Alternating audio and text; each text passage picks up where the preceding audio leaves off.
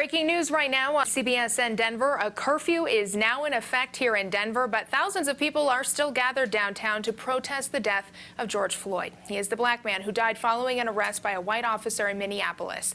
Thousands of people have been marching for hours now at the Capitol and near the Capitol. This is a live view from Copter 4.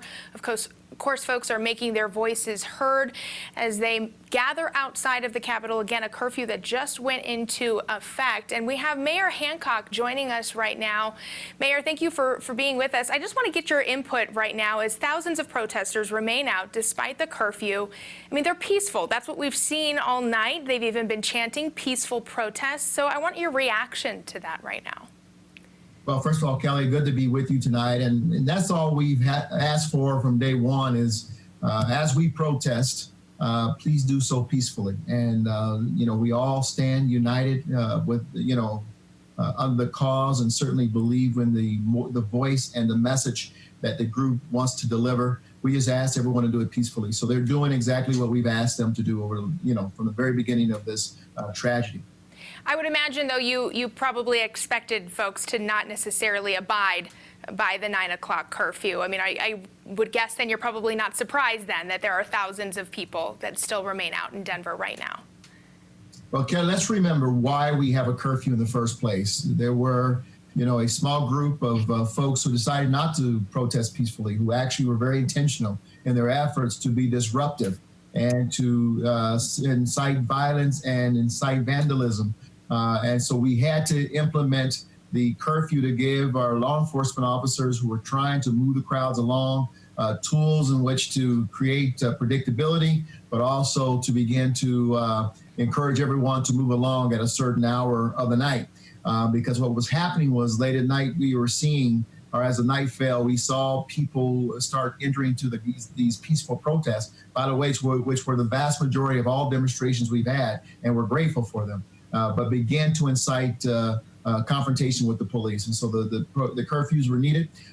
We certainly hope that they remain peacefully, but we want to encourage everyone now. You've been there for several hours. It's safer to go home and not to create the veil of those who want to come in and create confrontation. It's pretty remarkable right now, Mayor. We do have a live look from Copter 4, just the large crowd that is outside the Capitol. I mean, obviously the Capitol lights are off and it's dark as it is nighttime, but you can still clearly see how many people are there, some in the streets there on Lincoln.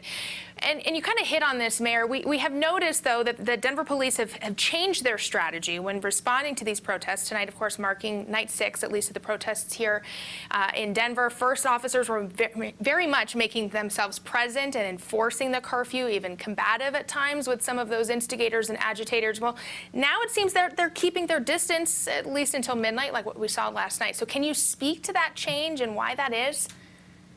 Well, I think certainly Chief Payson can speak more informed from the police point of view of the technique that they're using. But I can tell you from the very beginning, the management of the perimeter of the demonstration was always the plan. Like I mentioned, several days ago, hours before the very first demonstration, Chief Payson and Director Robinson and I met, and we had a conversation about maintaining really the process and procedures that Denver has always maintained in these type of demonstrations.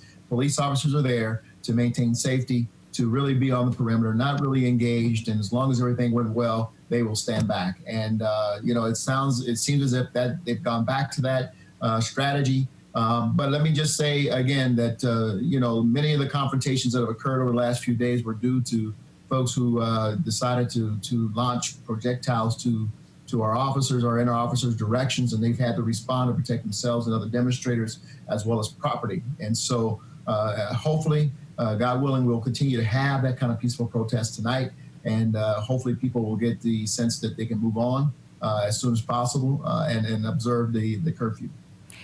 Protesters tonight and even in these last few nights tell us they will continue to march. They're going to continue to gather until they see change happen, whether that be justice for George as well as police reform, but really that systemic change. I want to know, when do you see that happening, if at all, and how do you plan to help facilitate that change?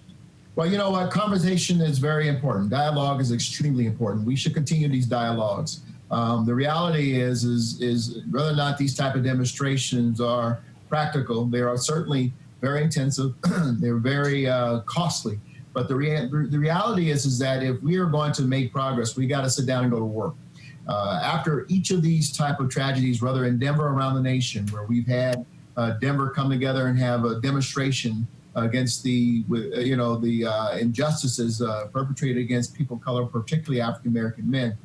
Denver has taken action, quite frankly, and even in some of the situations where our officers were involved in, the death of an individual, we have policies that have followed each step.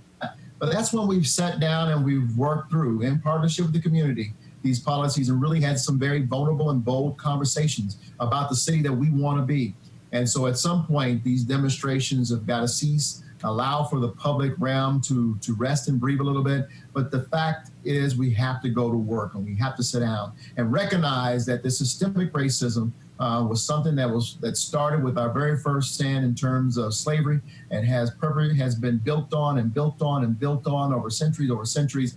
And we've got to continue to peel back those layers and continue to work hard until we get to a core of justice and freedom for everyone, without even thinking about it, that it is just it's a reaction. I mean, it's reflective and it's who we are as a value and not as a program. Mayor Hancock, I do appreciate your time tonight and your words. I know that this certainly won't be the last time that we talk to you during this time of unrest, whether it be here in our city, but obviously across our country. I do appreciate your time tonight. Be well, sir.